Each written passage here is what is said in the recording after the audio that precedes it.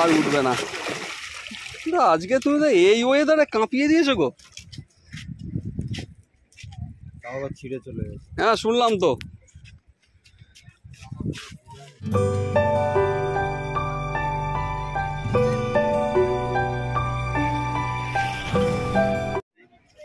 আপনারা ব্যাকে যে ভিডিওটি দেখছেন এটি ক্ষুদিরাম টেস্ট ম্যাচের রেজাল্ট দেখবো 30/6/2024 ম্যাচের রেজাল্ট 4000 টাকার বিনিময়ে 3 খানি করে ছিপ এই পুকুরে আমি তুলতে পারবো না, খেলা যায়।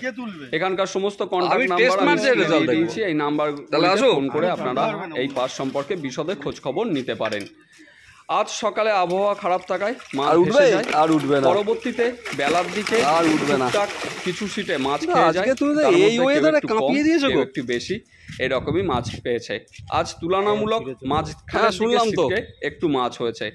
তাদের মধ্যে 49 নম্বর সিটে সঞ্জয় দাস পুকুরের সেরা মাছ ধরেছেন। আবার একের এ সিটেও বেশ ভালো মাছ জমতে আমরা দেখেছি। আবার এমন সিটও আছে যারা নেট ভেজাতে পারেনি বা মাছ পেলেও মাছ নষ্ট হয়েছে। প্রথম দিন অনেক শিকারী ছিলেন আজকে এই পুকুরে, যারা 2000 টাকা দিয়ে আজকে এই পুকুরে বসেছিলেন। আগামী রবিবার 7ই জুলাই রথযাত্রা উপলক্ষে এই পুকুরের পাশ বন্ধ রাখা হবে, এছাড়া হরাও মারা হবে এবং তার পরবর্তীতে 14 তারিখে আবার পাস চালু করা হবে এই পুকুরে, এরকমই জানিয়েছেন কর্তৃপক্ষ। তাহলে আমি আর কথা বাড়াচ্ছি না, মাছ ধরার কিছু মুহূর্ত আপনাদের সামনে তুলে ধরেছি। এই দিন 2-1টি নেটও আপনাদেরকে দেখিয়েছি। তাহলে আমি আর কথা বাড়ালাম না, আপনারা সম্পূর্ণ ভিডিওটি দেখুন, আশা করি আপনাদের ভালো লাগবে। আরে ডাবলুদা যে ডাবলুদা বলো কেমন আছো?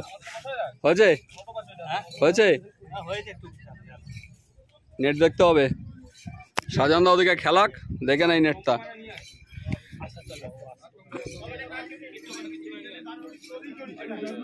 ভালো মাছই হয়েছে তো।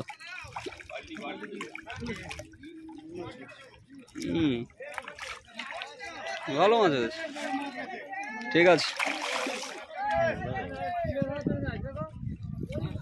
যে কটা মাছ খেয়েছে আমাদের এটা তো পাল্লার ওপরে, দারুণ সাইজের মাছ আছে। সেদিন আর দেখা হলো না। ক্ষুদিরাম পল্লী ছিল দ্বিতীয় দিন। নন্দু, উঁচুদা, চিকিদা সবাই এক জায়গায়। হ্যাঁ তোলো, তোলো ওপরে। আজকে ওয়েদার খারাপের মধ্যেও যা নন্দু মাছ পেয়েছে, পয়সা উসুল, পয়সা উসুল। আচ্ছা ওই মাছগুলোকে রেখে দিলে কিন্তু ভবিষ্যতে বড় হতে পারতো। ভবিষ্যতে অনেক কিছুই হতে পারতো, সেটা ভেবে লাভ নেই।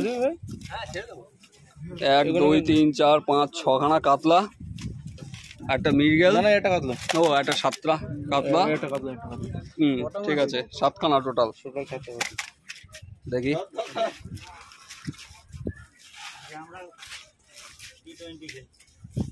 T20 না, আজকে T20 ম্যাচ।